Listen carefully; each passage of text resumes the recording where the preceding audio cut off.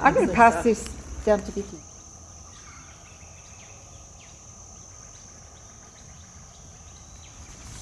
Hi, my name's Vicky. I'm a proud Pucknar woman. I've lived in Launceston all my life. I'm an artist. I'm very much an environmental artist and speak really strongly about the impact that humans have had on the land and the sea, and the sky. Who will I pay?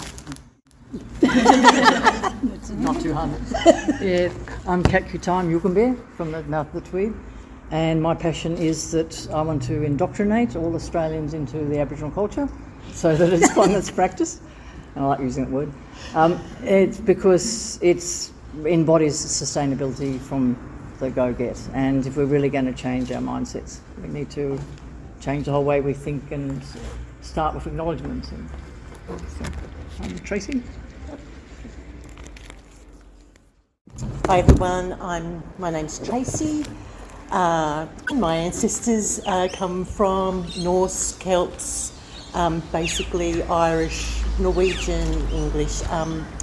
I'm from a small island called Yaren. That's the traditional word for Bribie Island, which is just north of Brisbane. It's a sanctuary, 90% of the island's national park, and it's just very serendipitous that we ended up there because my parents are there. But for many years, Lisa and I have been talking, and my passion is really about connecting knowledge and how different knowledges can inform each other. So I was trained in visual arts and media arts. I've just finished a master's degree in applied science, so I can't call myself a scientist, but I'm reluctant to. I actually have a blog called The Reluctant Scientist, but I'm very passionate about how knowledge systems in particular, what Vicky and Kat just spoke to about Indigenous knowledge systems, how they can help inform and restore a sense of care and compassion for not just human species but for all species. So that's why I'm here. And I might hand over to Jane. I'm Jane Easton. I'm also basically Anglo-Celtic mongrel originally from Sydney, now living in Geeveston, south of Nicoluna, Hobart.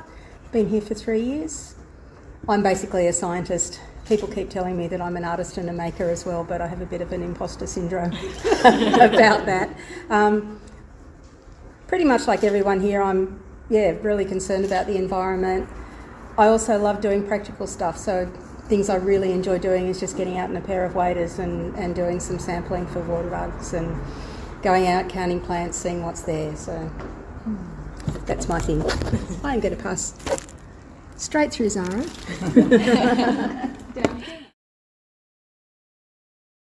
Hi everyone, my name is Gemma Gillette. My pronouns are they, them. And I come from Gadigal land. I grew up in Daryl country, Cronulla, so that's the land of the little pink shell. And I've just recently finished a PhD looking at fish communities and coral restoration techniques, coral gardening specifically on the Great Barrier Reef. Spent a lot of time up there on sea country. And then have since this year moved into the world of algae. I manage something called the Deep Green Biotech Hub, as well as other projects that are using algae to draw down atmospheric CO2 and then make things that we can use, replacing petrochemical-based products. And I'm really interested and passionate about just different ways of knowing, whether that be through science or art or through other cultural ways of knowing. I think it's all important. I think it's what's missing right now, as well as restoration. I've spent a lot of time restoring coral reefs, and I love the idea of the process of restoration and how it can facilitate a restoration of our connection to land and sea, and working with other people. I think we can build community that way with this common goal. And so as we move into a world that maybe will need more restoration, I think it's an interesting concept that I'm still exploring. I might pass this on to Nicole. Hello everybody, my name is Nicole Herbert. My parents moved me to Tasmania when I was 4 years old, and it was probably the best thing that ever happened to me in my entire life because I've lived here ever since. I travel a lot, but I love to come home to Tassie. My childhood, I grew up in the mountains around the Collinsvale area, if anybody knows Tasmania, which is kind of behind Mount Wellington, the best way to describe it. I feel like a fish out of water, but I'm surrounded by sea life because I'm not into the science the same way everybody else is here. I'm into technology. I'm a university lecturer and I teach in the ICT discipline. What am I passionate about? I'm actually passionate about education, and I'm passionate about getting students to come to university, be engaged while they're there about their future that they're going to have when they finish. And I put every ounce of my being into trying to create curriculum that will get them from the beginning to the end. The other reason that I've been invited here today is that over the last 4 years I've been looking into curriculum indigenisation within technology, and what we're trying to do is to create a culturally safe environment for our Aboriginal students from Tasmania to come into university, feel safe enough there to complete a degree. We're working very hard at trying to do that at the moment. And it doesn't matter what kind of degree. So while I said I'm into technology, I'm also within the colleges of sciences and engineering. And so I'm working around all the disciplines to try to create that culturally safe space for students. I'm heading to Ruth. Hi everyone, my name's Ruth Erickson. I'm a senior research scientist at CSIRO. I'm very honoured and humbled to be with you having this conversation today. Someone asked me what my connection to Lisa was, and I couldn't actually put my finger on the moment where we met or I became aware. I just feel like it's one of those relationships that permeates.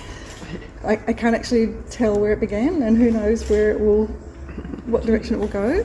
But I think what unites us is I'm also very passionate about the marine environment, particularly those things that we can't see with the naked eye, so the microscopic world, single-celled phytoplankton, which for the longest time have been reflected the world's climate and environmental conditions. So I'm a scientist. I'm very frustrated that the standard tools that we use in science, so the written word and the statistical test and the 100-word abstract, has not really moved our position in terms of a sustainable world to live in with a bright future. So I find that that's where the arts can really help the traditional scientists, because there's so many other ways to make an impactful message. And I guess that's where I'm looking for my remaining time as a professional scientist, to be utilising a much broader range of tools, listening in these types of conversations, learning different ways of communicating with impact that have meaning and memory, and that maybe will make our science and our statistical measurements and our long-term records mean a lot more to a lot more people.